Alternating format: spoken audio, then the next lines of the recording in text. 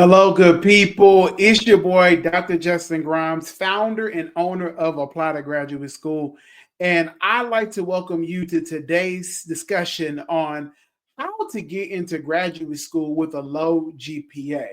Like, I'm assuming one thing, if you're watching this video, it is not because you probably have a 4.0. It is likely not because you have a 3.7. It is likely that you are amongst a group of individuals like myself who were probably ranging between a 2.0 and a 3.5.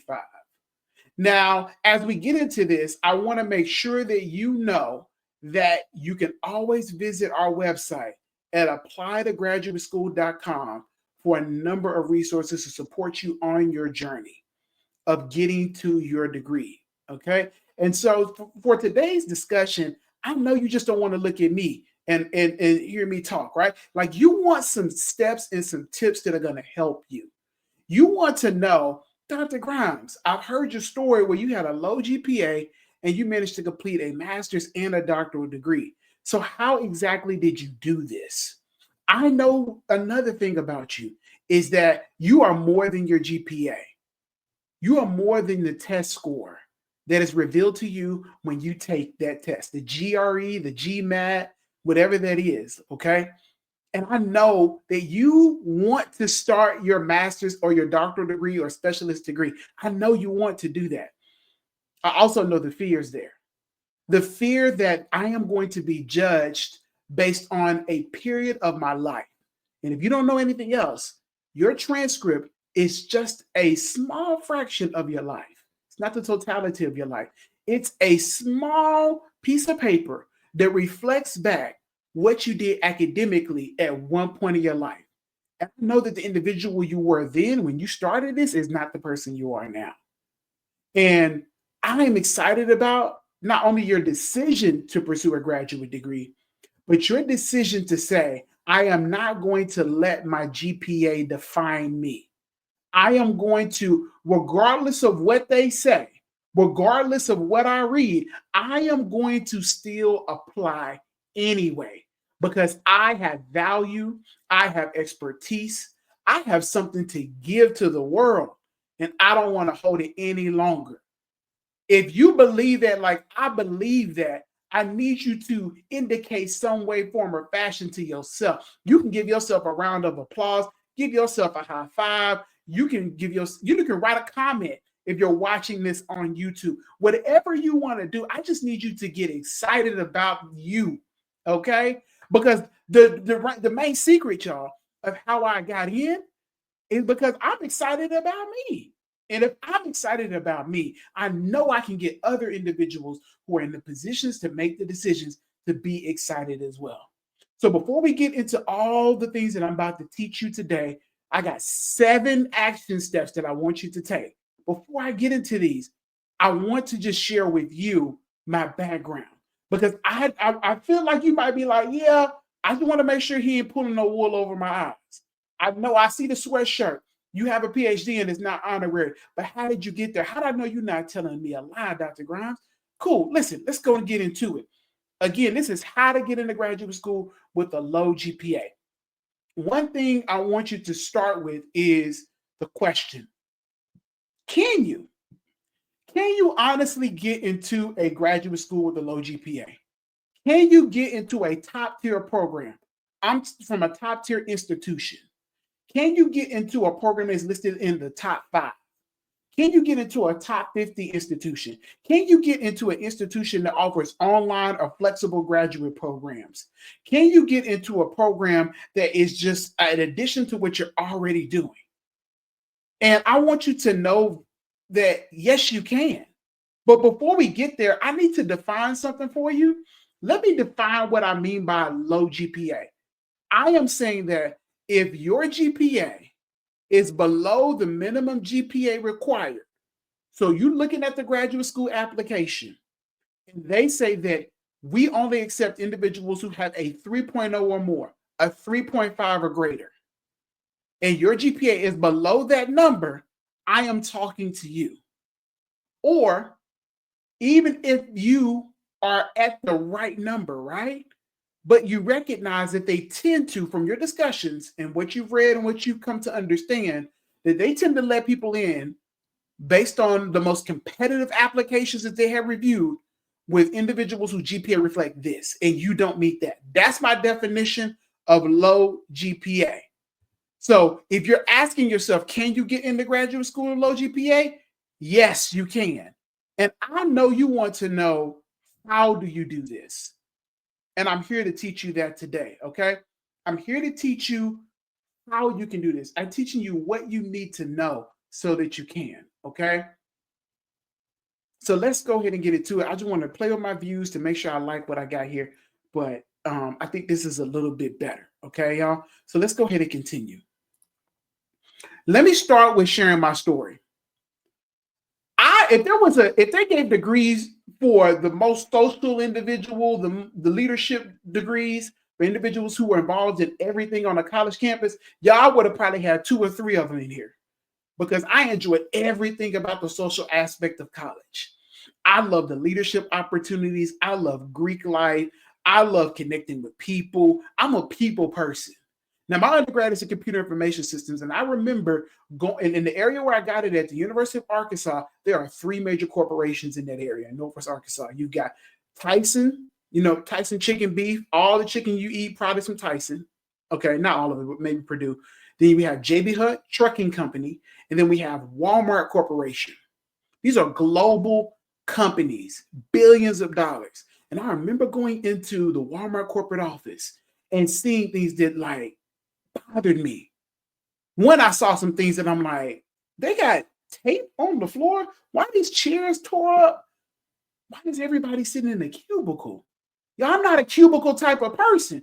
Cubicle is not me. I get allergic when I'm in cubicles. I break out with itches. I just got to get out of that space. And I knew this wasn't my journey. I knew that I loved college and I wanted to provide an opportunity for others to not only access it, but to thrive in it. So I wanted to start my career in not in computer information systems, but into student affairs. I'm talking, running a leadership office, a Greek life office, career services, a residence hall, a support service, women's center, LGBTQIA center, multicultural center, Black student center, whatever it was. That's what I wanted to do for a living. But I had something in the way. I needed to get this master's degree. Everybody, you got to get a master's degree. You want the most competitive jobs, you got to get a master's degree.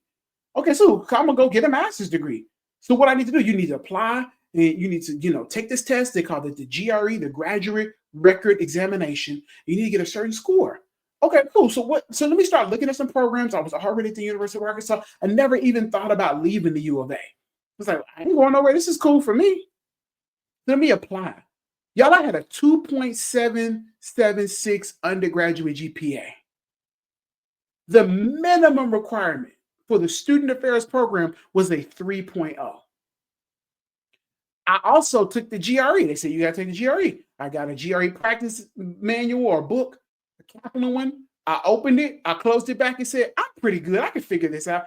With a 2.776, I said I could figure this out. So I never forget going to that space. I went into the building. I went up to the testing services floor. I walked in, I showed my ID, and then they said, go to your computer. And I went to my computer and I sat there for 2 hours and was like, what the heck am I doing? This is exhausting. Let me just get through this. Then I took the break that you get. Then I did another hour and a half, which included the writing section. And y'all, I got that score immediately. And you see here, it says 690 out of 1600. This is the old GRE score. This is like the equivalent today, where the lowest you can get is a 270. This is like a 275. You just kind of showed up, into your name, got one right, and you walked out the door. 3.5-hour exam, and I did 0 preparation and got a full 690. So here I am, ready to apply to a master's degree program with a 2.776 when the minimum requirement was a 3.0, and then with a 690 GRE score when the minimum to get in was 1100. I applied anyway. Didn't think through the process, didn't connect with anybody, didn't get any type of guidance, just decided to do it anyway. And y'all, I got told no. But one of the greatest gifts that came as a result of that no was that faculty member who was over the department who told me no said, you're not a good fit for this, but you should look into this online adult education program because there's a lot of translatable information there. And if you decide that this is not the career for you, I don't want you to lock yourself into this particular degree and field. I want you to have options, Justin. I say, thank you so much. And I applied, y'all, and I got in. Again, this is a Research One, top 50 Research One institution. And I got into the program. And I know a lot of folks be like, oh, it's easy. It's an online program. No. This is like 2006. Online programs weren't popping back then, y'all. It had no riz. It was not popular. Wasn't nobody checking for it. People had a lot of perceptions about it. And we thought about DeVry and some of these other programs, like they just didn't seem as credible. But I said, there's something here with this. It matches my type of learning. Like I could do it on my own time. I know when my assignments are coming out and due. I gotta, implement. I gotta provide my comments on the chat board. This ain't hard. I can do this. Now it was some moments where it was challenging, but I did it, y'all. And so then after that, I went to go work for a number of years. And then I decided I was ready to go back to school and get a PhD. Well, I graduated my master's degree with a 3.636. And I decided to take the GRE again because my scores had expired. And this time, y'all, I got a 297. Here I go again, applying to a top 5 PhD program in my field. In the field of college administration, education leadership, and these things, University of Georgia's College Student Affairs Administration program is in the top 5 at the time with a whole 3.6. Now, I met the minimum GPA requirement, but the GRE was a 300, y'all. And I still did it anyway. And y'all believe they let your boy in? Because my PhD is real, it's not honorary. And so I can keep going on and on about my story, but we're not here for that. We're here for you to learn the 7 actions you need to take in order to increase your chances. I can't guarantee not a single thing. I will never tell a person, I guarantee if you do these things, you will get in. There's no guarantees. I'm not the decision maker. I don't work on behalf of the institution. I don't know their background. I don't know their population. All I know is that there's an opportunity. And if you do these things, you increase your chances. I know that the individuals who work with me increase their chances to 92%. That's pretty good, y'all. Pat on my back. That's a really good number. But I'm going to teach you the things not only I use, but what I tell my clients, what I tell students, what I tell working professionals to do. So the action step number 1 is you've got to learn the program's requirements. And what I mean by that is you've got to know what the program requires in terms of their GPA requirements, their research requirements, because some programs require you to have done prior research. You've got to know the work requirements. Do they require you to work a certain number of years? My program, you had to work at least 5 years. If you work between 3 and 5, you had to do an internship. That means you had to pay for another class and extend your time out to complete this internship. There are some MBA programs that won't let you get in, a lot of the most competitive ones, if you don't have work experience. So you need to know that they ask for work experience. You also need to know that you have to submit any type of written samples or additional documents, right? Like maybe you got to submit a portfolio. Maybe you have to submit a video. Maybe you have to submit a written sample of your writing. Maybe you have to submit some information from a conference proposal that you have done, or a copy of the conference session materials, right? Like, you get the program booklet and it lists all the people who are doing things. Maybe you have to submit that. You got to know what are they requiring. And this stuff is on the website, so you got to do your research and your due diligence to find that out. But you, number one, need to know what they require. Because I don't want you to sell yourself a no when it could be a yes because you didn't look it up to see what they asked. Now, like this is a program that engages in holistic admissions. That means they're looking at more than just your GPA.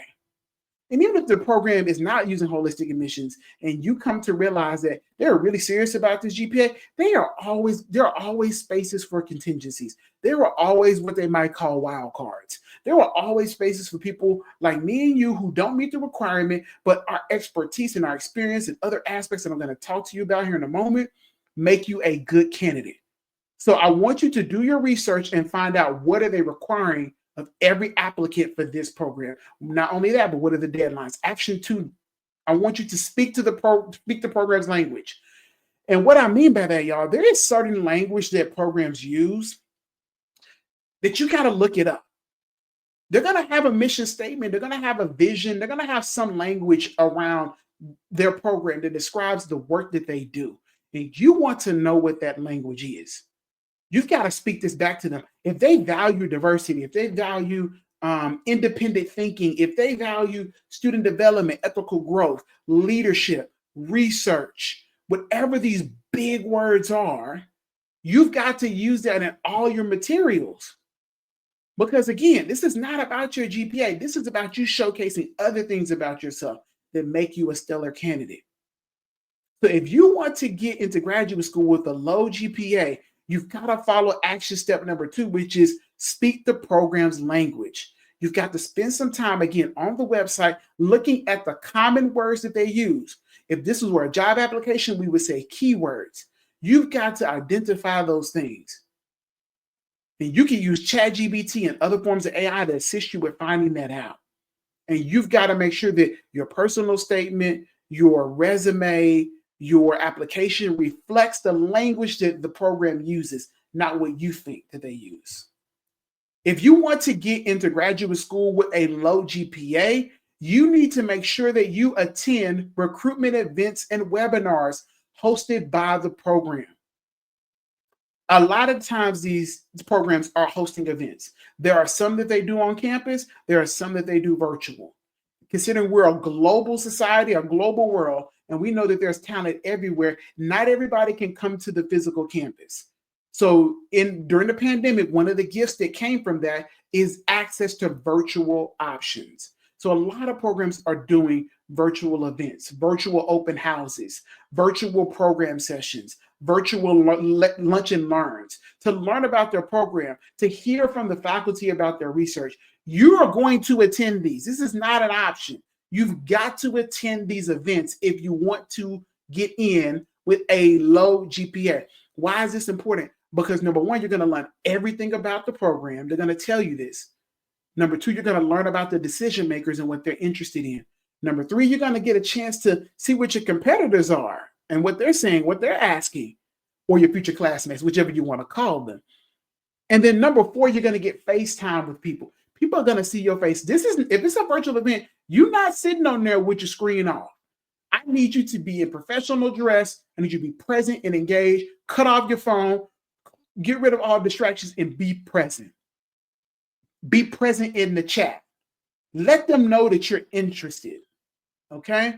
There are a lot of events, even in person. I need you to show up like this is a job interview, because it is. Even though it's an info session, this is an interview. This opportunity for them to learn about you and you to learn about them, to see if there's a mutual thing here between us that can work, that can come together and be beautiful. Okay? The next thing is, if you want to get into graduate school with a low GPA, you are going to have to shift your mindset. Too often, there are a lot of students who it starts, with what they think, right? Like they have a poor mindset about this process. They speak just so negatively and so low, and so it just doesn't reflect their energy and confidence. We all know you got a low GPA. We can look at the transcript and see that. But I'm saying, where's your confidence? Do you believe in your worth? Do you believe in your value? Do you display that you have strong confidence, that you're going to be an excellent scholar, that you're going to be a great contributor to discussions into the field? Are you able to speak to and visualize your success? Are you able to convey your goals? Are you able to take proactive steps that will put you in the position to get to the next level, whether it be promotion, whether it be a career change? You've got to display this. And in order to do that, you've got to say certain things to yourself. And here's the thing I want you to say to yourself. I will get admitted into graduate school because I am the best candidate for the program. I'm going to repeat again. I will get into graduate school because I am the best candidate for the program. That will completely change the way you think about this. It will completely change the way you feel about this. If you don't think you're the best, then why should they? Just to keep it 100. Graduate schools don't have time for people with unwavering, mediocre faith and beliefs in themselves. We need people who are assured, people who are gifted and talented and can put that out on display. So you need to begin to change the words you use and the way you think about this. You will not allow your GPA to hold you captive. You will not allow your academic experiences in the past to dictate your academic success in the future. You will now start to believe that when you say yes to me, here is everything you're going to get. Because this is an investment. Graduate school is an investment of your time, your resources, and your body and your mind. And individuals, whether you paying for it or not, with the knowledge that they're giving you, it's an investment in you too. And I need you to change the way you think about this, change your mindset, believe in yourself.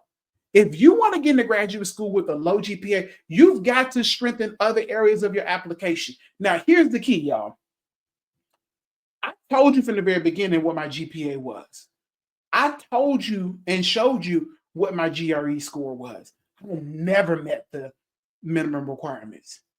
By all standards, if we're holding a competitive applicant pool, you probably gonna put me in the no pile. But there's some things that I recognize very quickly that I gotta do to show that I'm just as competitive. So I can't control the GRE score anymore. I can't control the GPA anymore. I can't control once I got the application in. So what can I control? I can control my story. I can control what I share in my personal statement. I can control how I talk about my goals, the people that I want to work with, the interests that I have, the experiences that I have. I can control who writes a letter of recommendation and what I want them to speak to, and it's more specifically why I'm interested in this program. I can control if they ask for a written sample, what I put in that written sample. I can get that document that I wrote a year, 2, 10 years ago, and I can get it edited. I can get it reviewed. I can get feedback on it. So it looks immaculate. It's still my words. It's just it's just a new version, a 20-something version of it. And I want you to work on the other aspects of your application because you've already acknowledged that you don't have a GPA. You've already attended one of the virtual events. You've already got your confidence through your mindset. You've already looked at the requirements and you already begin to understand who they are because you shaped your idea around this. And so you say, I don't see myself in that. Yes, you are in that. You don't see yourself from one component, and that's the GPA. And we're not going to let that stop us. We're going to apply. How can you get into graduate school with low GPA? Get some coaching and guidance. Graduate school is not about independent work throughout. Yes, you are independently assigned one ID, and there'll be one name on that diploma or the degree. But to get to the end goal, you need help. Faculty's roles is partially coaching. I know we like to use other terms like faculty mentors and advising and all. Yeah, cool. That's all have its own place in this academic world. But ultimately, they're coaches too. They're trying to provide you some level of guidance.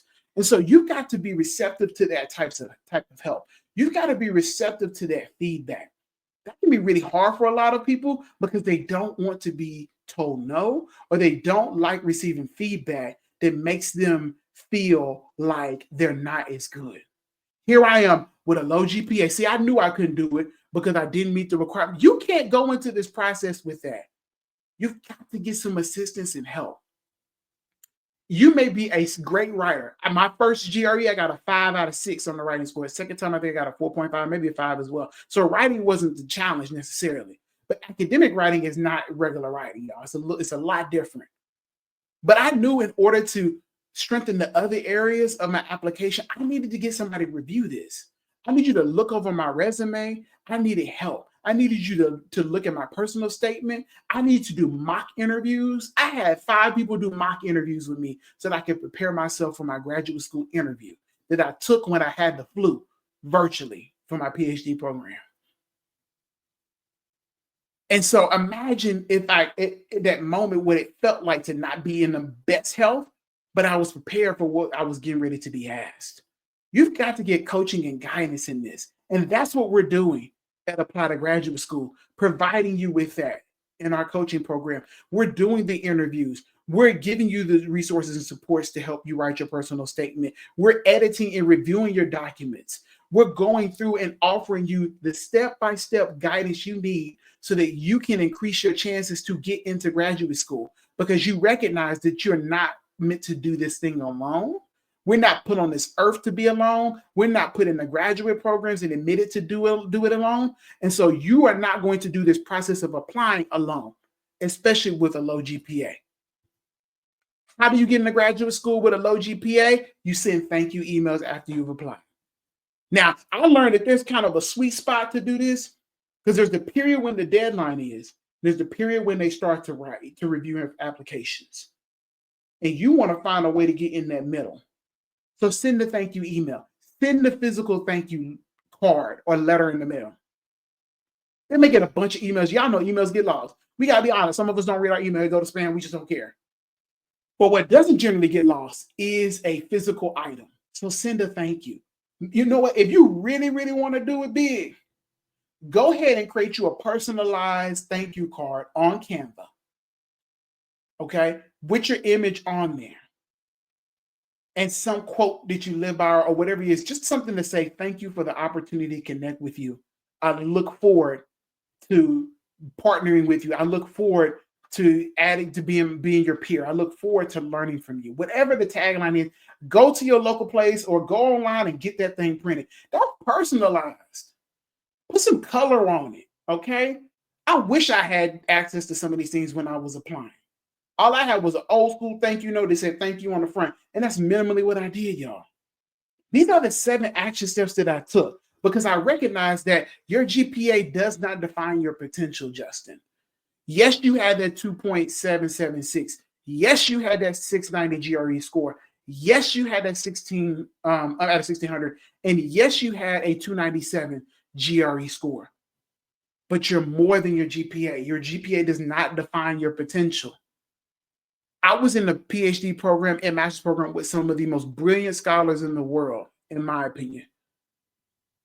But the difference between them and me is resiliency, y'all. I'm not going to quit. You might hit me with an obstacle for one moment, but I'm not going to stop. Yes, I lost my assistantship days before the opportunity to get a new one. The window had closed, really, truthfully, to get a new assistantship. All the interviews had been done months ago. And you think I let that stop me? No, I got up. Hey, listen, let me send some emails. Let me connect with some people, because I'm a relationship builder. Built a relationship, and the dean of the graduate school, the University of Georgia, had finished making her hires. And someone in the graduate school advocated for me and said, can you please give him one? She said, I give it to him for half a semester. If he does well, I'll finish it out. Y'all, she gave me the rest of it in 2 months. Dean Susan Barbour. At the time she was at the University of Georgia, she since went to some other places. I think at the time right now she's at Duke. But y'all, she gave me a chance. And I have a strong belief that all you're looking for right now is a chance. Because someone said, Justin, I don't know what happened, but I believe in you. And you're just looking for somebody to believe in you. I believe in you. I know that it didn't go well. I know that it might have been a family death and everybody doesn't understand that. I know it might have been depression and not everybody understands that. I know it might have been anxiety. I know it might have been a really difficult class. I know it might have been harassment or some type of experience, negative experience that happened on campus that resulted in that bad semester, that bad GPA. I know I kicked it super hard the first semester and got a 1.66. That was a thing that happened to you, but it does not define you. What defines you is what you're going to do now. And what you're going to do is apply, and you're going to know that you get the guidance that you need. You need expert guidance and support. Because y'all, I've been there. I've been a recruiter. I've been an admissions coordinator. My dissertation and my academic research looks at graduate student motivation. I asked the question, why do people decide to pursue graduate degrees? And I got some articles and some research out there. Just Google Scholar, put my name in, and it'll pull up the things that I have talked about. So I'm not a person who's just speaking from his own experience. I got the research credentials. I've got the professional experience. and I got the degree. All show that I know something. Okay. And I want to help you. And so, how can I help you? I want you to scan this QR code.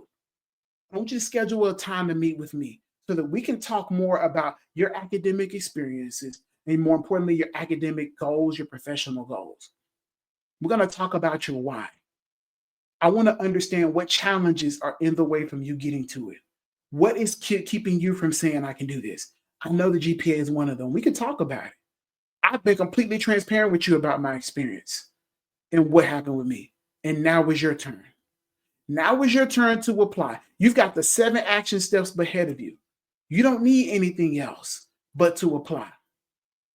Because that's why I created Apply to Graduate School, because I wanted to make graduate education more equitable and accessible for people. I know that people feel a certain way about the word equity right now, and I can care less. But y'all, there are inequities that exist. Data demonstrates that certain people are able to get access, that certain people are excluded. Here's just some insider information. Oftentimes, faculty are using GPAs as an easy way to lessen the number of people they've got to actually review and interview, and to excuse people they think are not worthy. But that's not you. You're fully worthy. And you just need a little bit of belief in yourself. You need an expert who's going to help you. Hello. And you need a strategy. And that's what we're going to work together. I hope you enjoyed this video. Leave a comment, send me a message. Let me know how this is resonating and impacting you. And not when you're ready, because I know you're ready now. But when you book your call, I want you to come with confidence. I want you to be honest and transparent. And before you do that with me, I want you to do that for yourself. With that being said, have a great rest of the day, great rest of the night, a great rest of the evening. Again, it's your boy, Dr. Justin Grimes from Apply to Graduate School, here today to talk about the topic, how to get into graduate school with a low GPA. And don't forget, y'all, to get the book. Oh, you like, what book? The book right here. 20 questions to answer, excuse the glare. 20 questions to answer before you apply to graduate school. Get it at applytograduateschool.com. It is a guide of everything you need to do. And what you get when you work with me is you get my additional support. Y'all be blessed. Goodbye.